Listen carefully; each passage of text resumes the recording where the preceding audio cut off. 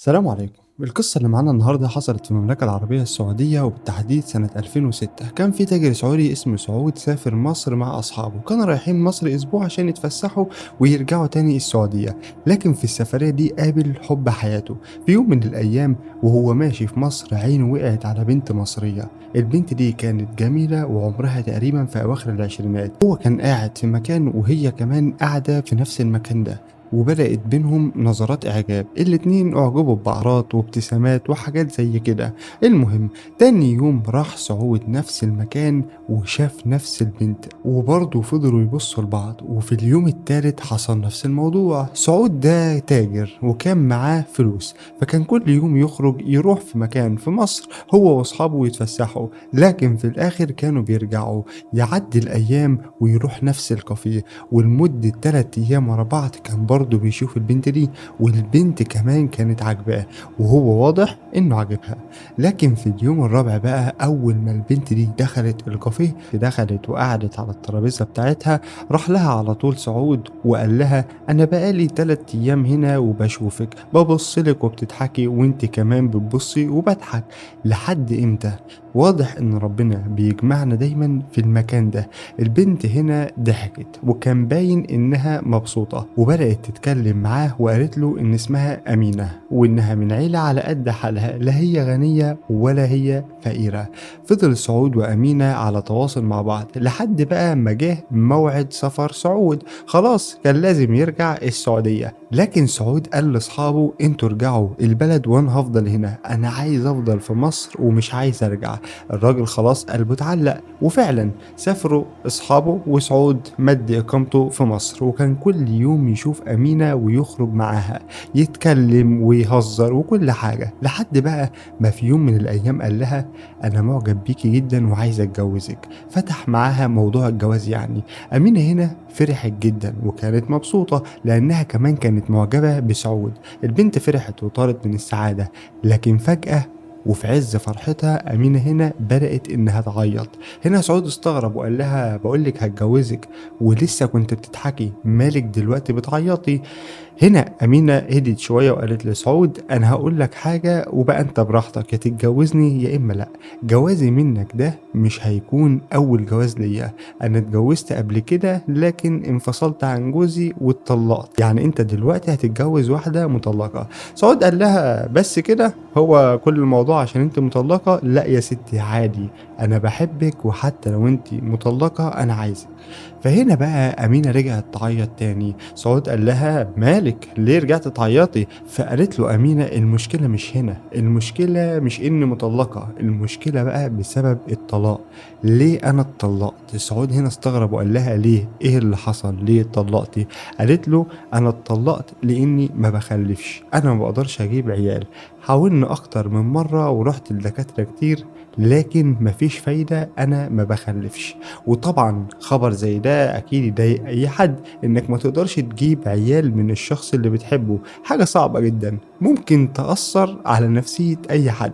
ولو الشخص فعلا بيحب التاني الموضوع يحتاج منه تضحية كبيرة. سكت سعود بقى هنا شوية وبدأ إنه يفكر، وبعدها اتكلم وقال لها: أنا تاجر ومعايا خير ومش ناقصني أي حاجة، شفتك وحبيتك وهتجوزك، حتى لو مش هتجيب عيال كل حاجة بإيد ربنا وهنحاول، واللي ربنا كاتبه هيحصل، أنا من الآخر كده عايزك.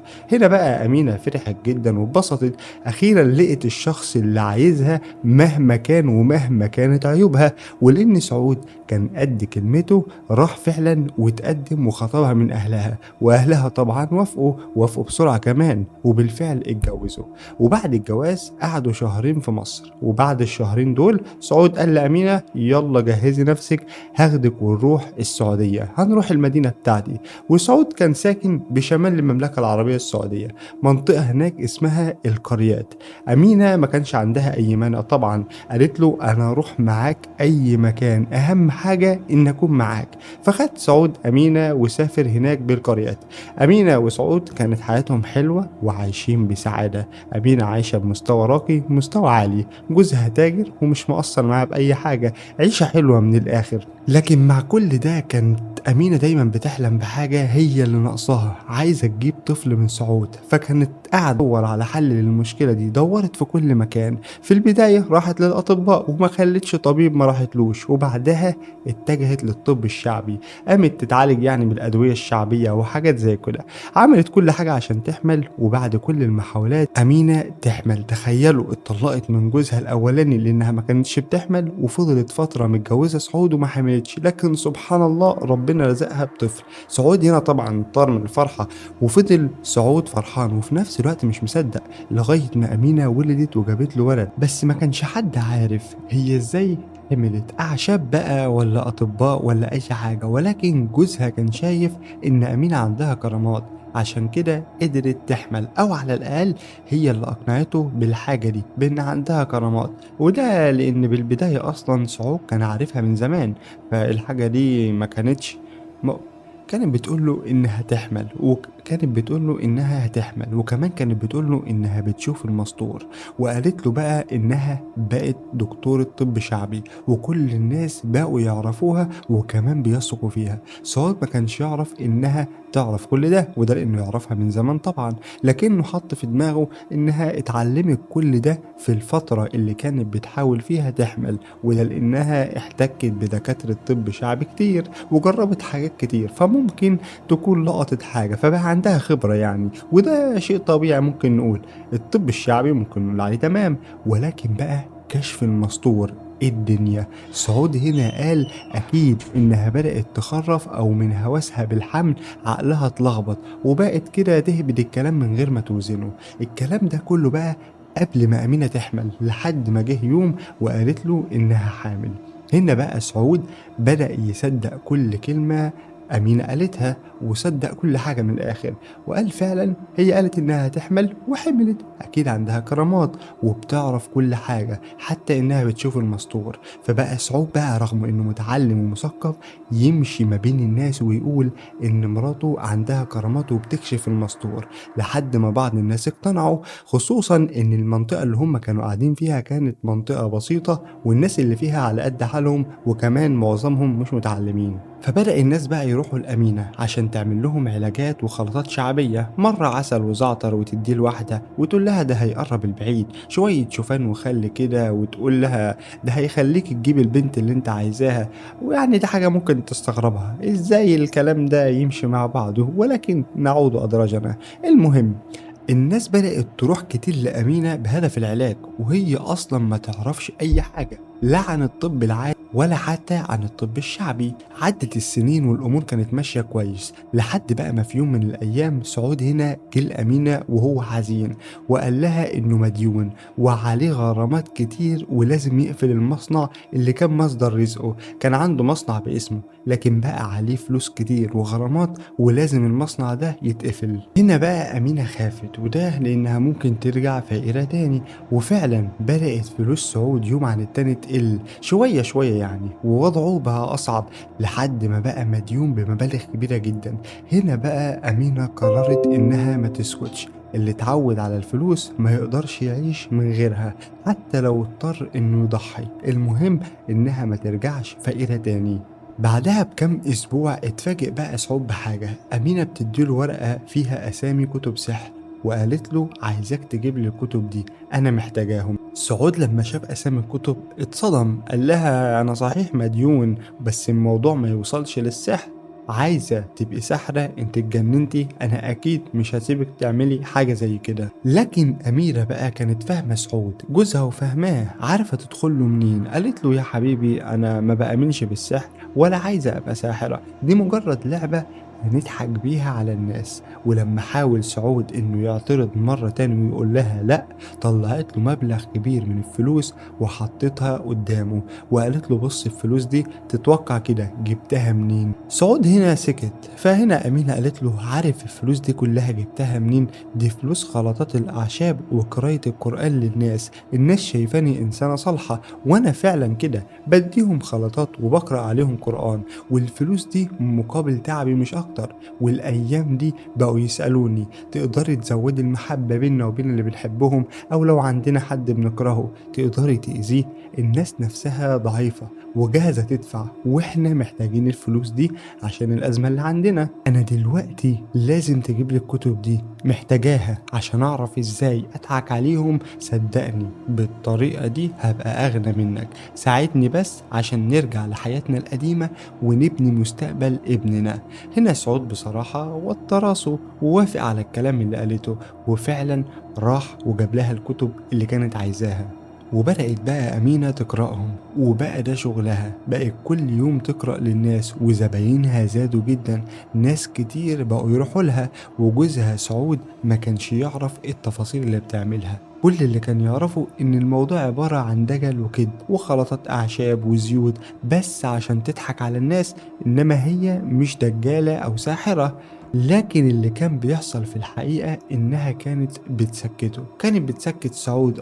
يوم بعد يوم سعود بدأ يشوف حاجات غريبة في البيت، طيور ميتة وحيوانات مذبوحة. فكان بيسأل أمينة: إيه ده؟ ليه في طيور ميتة وحيوانات مذبوحة عندنا في البيت؟ فكانت أمينة بتقوله إنها كانت بتطلب من الناس يجيبوا تضحيات لله كده. ليه؟ عشان ربنا يتقبل دعواتهم، وإن ده كله بس عشان تضحك على الناس شوية، يعني مجرد أضاحي عشان ربنا يتقبل الدعاء، وإنهم بيعملوا شوية تمثيل على الناس. لكن بقى الحقيقة إنها كانت بتضحك على سعود نفسه، والكلام اللي قالته ما كانش صحيح. هي ما كانتش مجرد نصابة زي ما أقنعته، أمينة كانت ساحرة فعلا. الحاجات اللي كانت بتعملها كلها كانت سحر.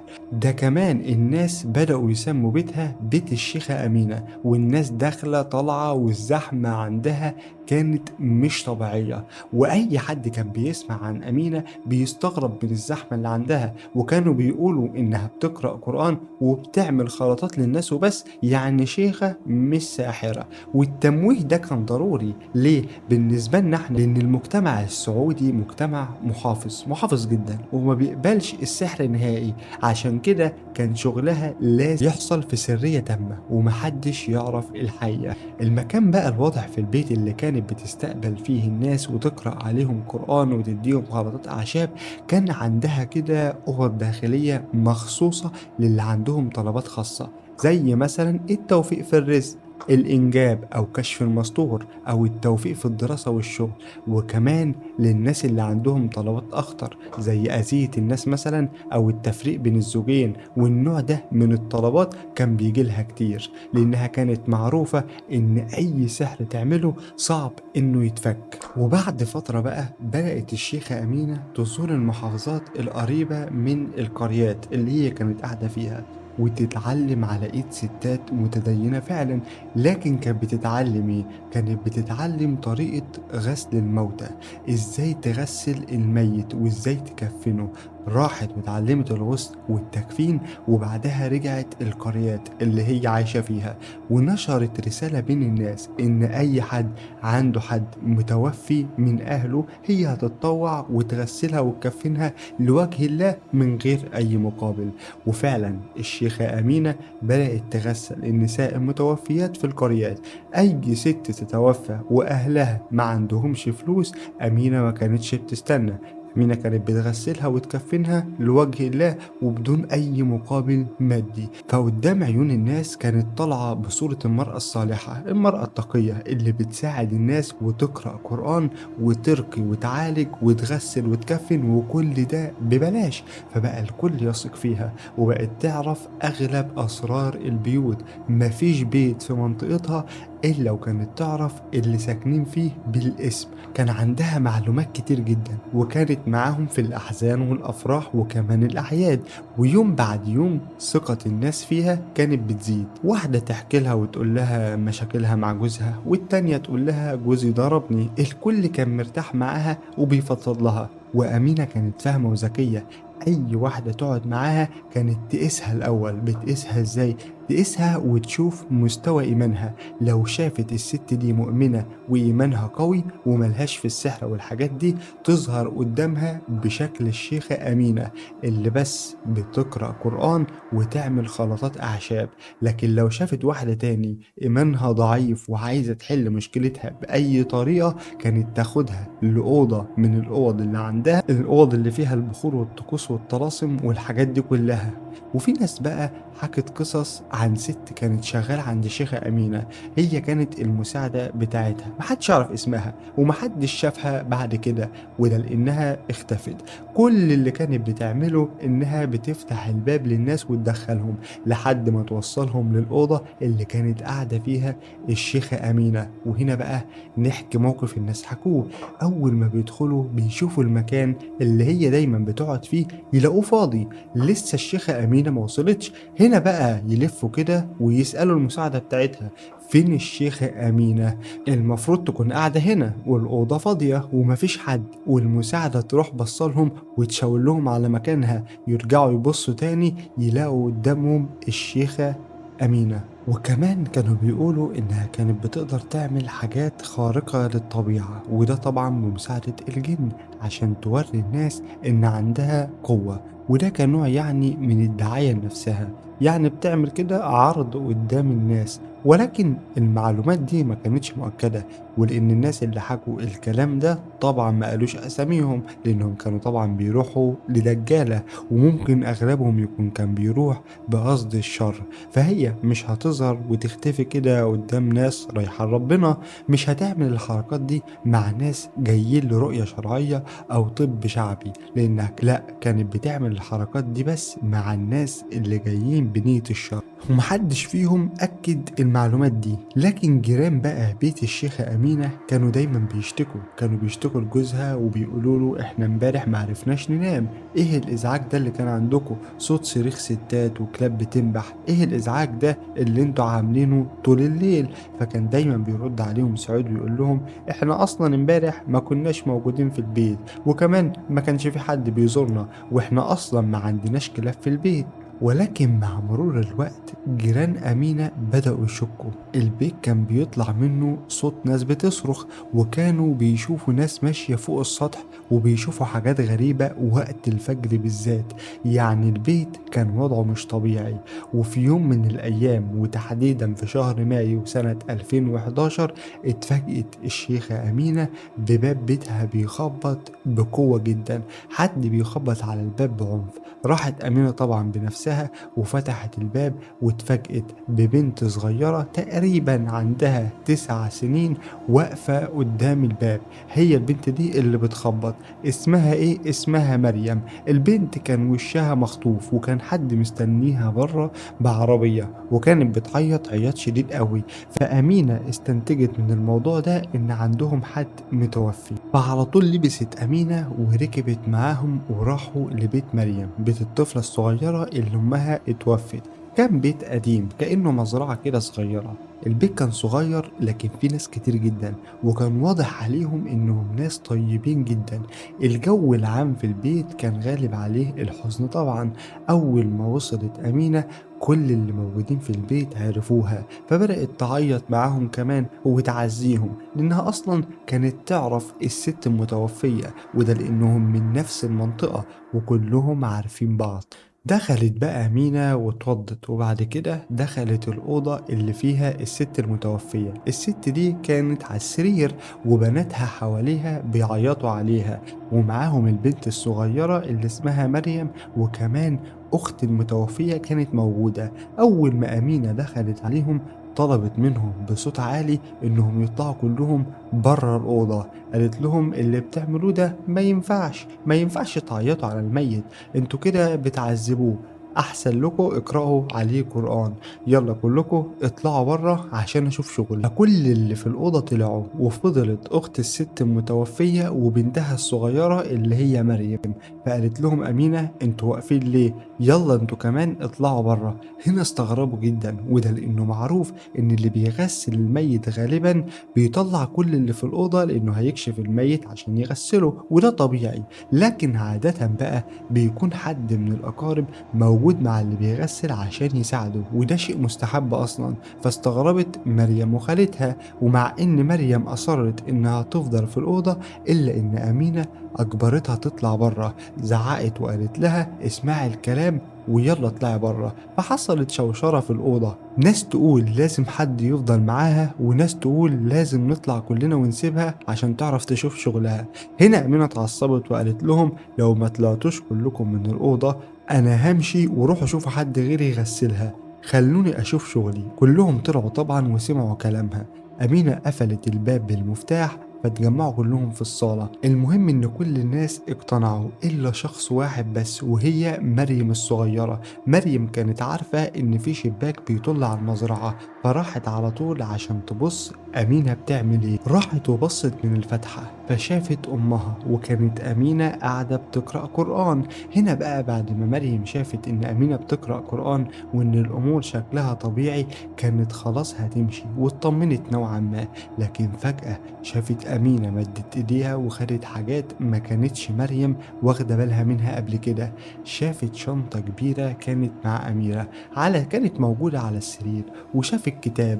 في الأول افتكرت إن الكتاب ده هو قرآن، وكمان شافت ورق متقطع وكور صوف صغيرة. أمينة بقى طلعت الحاجات دي كلها وفرشتها على السرير حوالين أم مريم، وكانت قاعدة تكتب حاجات على الورق بسرعة وتلف الورق ده وتحطه جوه كرات الصوف. هنا مريم خافت جدا وقالت في نفسها هي بتعمل ايه، وخافت اكتر بقى لما ركزت في الكلام اللي بتقوله أمينة، وطلع الكلام اللي بتقوله ده مش قرآن، دي بتقول كلام غريب. خلصت أمينة بقى الغسل وبدأت إنها تكفن الست لوحدها، وكانت بتحط كرات الصوف دي جوه الكفن. مريم بقى هنا خافت جدا وما كملتش اللي بتشوفه، وجريت على طول عند خالتها. وبعد شوية لما طلعت الشيخة أمينة من الأوضة وكانت بتدعي بقى للميتة بالرحمة ومتأثرة جدا وزعلانة، الناس كمان سلموا عليها وشكروها، وطبعا عرضوا عليها فلوس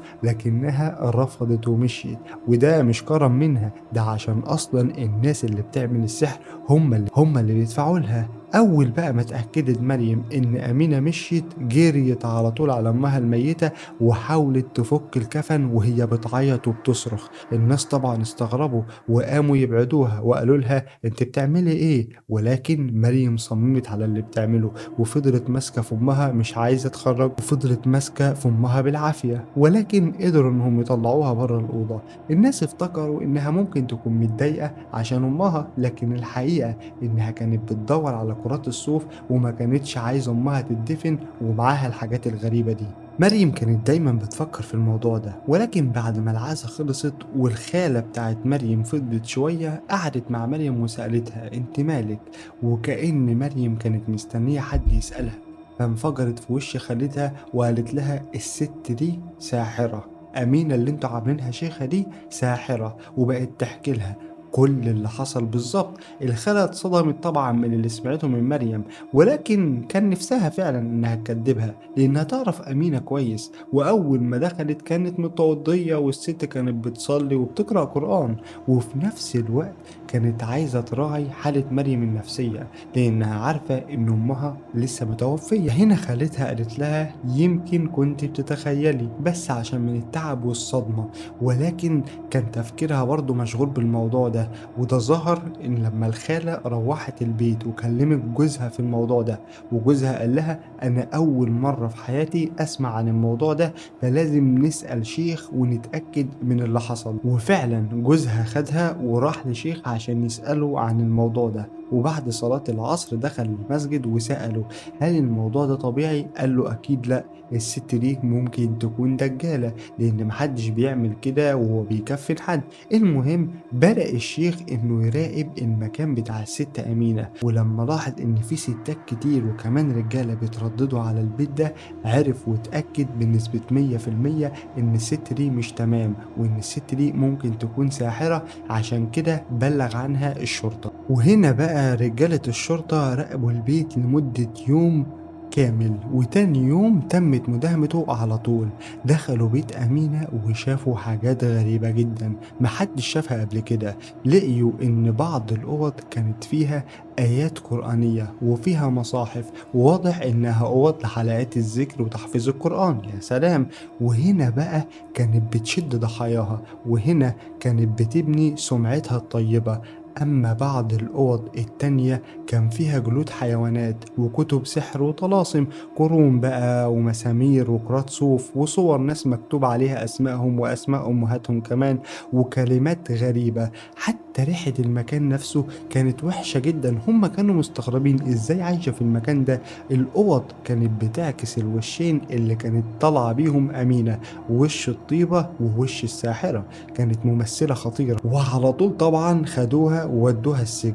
أما بقى القبر بتاع أم مريم، راحوا فتحوه وطلعوا الجثة، وفعلا لقيوا إن فيه كرات صوف، والكرات ما كانتش في الكفن، ده كانت جوه حلق الميتة نفسه، محشية كده بكرات الصوف. ومش كرة ولا اتنين، دول 4 كرات صوف جوه حلقها، وكل كورة كان فيها ورق ومسامير. وواحدة من الكور دي كان فيها صورة شاب في العشرينات من عمره، ومكتوب وراها جنون وضياع. سكان المنطقة أول ما شافوا الصورة عرفوا إن الولد ده كان واحد من سكان المنطقة، ومن فترة ساب شغله وبقى زي المجنون، وأهله الغلابة ما كانوش عارفين إيه اللي بيحصل له. ونرجع لأمينة بقى، وفي السجن وأثناء التحقيق قالت أمينة القصة كلها، ازاي قابلت جوزها وازاي بقت ساحرة، وان الموضوع في البداية كان مجرد عمليات نصب، وبعد كده بقى حقيقي، وانها اتعلمت واشتغلت بالسحر خلال 4 سنين.